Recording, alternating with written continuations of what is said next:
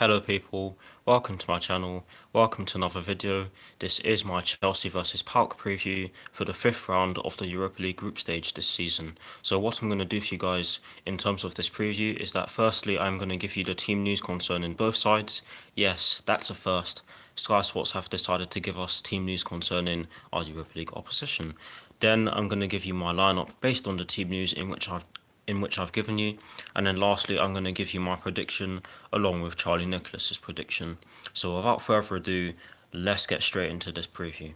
So starting off with the team news, like I said, and starting off with the Chelsea team news, there's only one story concerning the Chelsea team, and that is to do with Victor Moses and Eden Hazard, and they are both going to be sidelined for today's game against PAOK. Not a big loss considering the fact that Chelsea are already through, although it would be considered a massive loss if they are out for future games. But yeah, that's the only story concerning the Chelsea team. And the one story concerning the PAOK team is that Fernando Varela, I don't know how to pronounce his name, has picked up a knock, but he should be able to play tonight. So that's the team news. Now moving on to my lineup and starting off with the formation. We all know Maurizio Sarri now. He is going to go for 4-3-3 with that deep line playmaker involved. And in terms of the person, and starting off with the goalkeeper, I've gone with Willy Caballero. Because Kepa has played far too many games recently, although it would be a good idea to start him so that he can get some more understanding of the different defenders in which Chelsea have at their disposal. But I've gone with Willy Caballero simply because Kepa does need a rest. He has played far too many games recently, and also because Chelsea have already qualified for the last 32 of the Europa League, so it would be a good idea to start Willy Caballero. I'm not entirely sure, but I've gone with Willy Caballero, so yeah. Getting into the back four, as normal, I'm going to go from right to left. I've gone with Zappacosta at right back. I think that Cesar Azpilicueta needs a rest. He's played far too many games, and his performances recently haven't been that great. But that is because he's trying to get used to playing at right back again. So give him time and give him the rest when he needs to rest, and he'll blossom. But yeah, I've gone with Zappacosta at right back. In the centre back positions, the left, I've gone with Gary Cahill and Andres Christensen. I think that those two need to play and understand what Maurizio Sarri demands of them. Yes, their last game together against was it Bate Borisov? I mean, the game before that, in which those two played against Derby County, it was nowhere near their best performance as a centre back pairing. But I'm sure they can do better than that. And if you want them to get better, then you're gonna have to play them. That's the best way to make them get better, to play them. So that's why I've gone with them. And in the left back spot, I've gone with Emerson Palmieri, simply because again Marcos Alonso needs to rest. He's been bombing forward and doing defending in every single game. So yeah, he has to rest.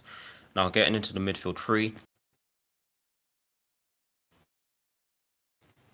Maurizio Sarri goes with Jorginho instead of Fabregas because Maurizio Sarri is like he's like a pet owner to him, to Jorginho. That's why I wouldn't be surprised if he starts. Just ahead of Fabregas, I've gone with Ross Barkley and Ruben Loftus-Cheek. I think that Mateo Kovacic and N'Golo Kante both need to be rested as well because we do have a West London derby to come up on Sunday. Now getting into the front three, again from right to left, I've gone with Pedro, Alvaro Morata and Hudson-Odoi. Now if Hudson-Odoi doesn't start, then again, Maurizio Sarri does have favourites, and he did say in his press conference that Hudson-Odoi does have things to improve on, which we all know he does. But if he doesn't play him, then how do you expect him to get better? So to recap my lineup, Caballero in goal, a back four from right to left of Davide Zappacosta, Gary Cahill, Andres Christensen and Emerson Palmieri, a midfield three of Cesc Fabregas in that deep line playmaker role with Ross Barkley and Ruben Loftus-Cheek just ahead of him, and in the front three, again from right to left, I've gone with Pedro Rodriguez, Alvaro Morata and Callum Hudson-Odoi.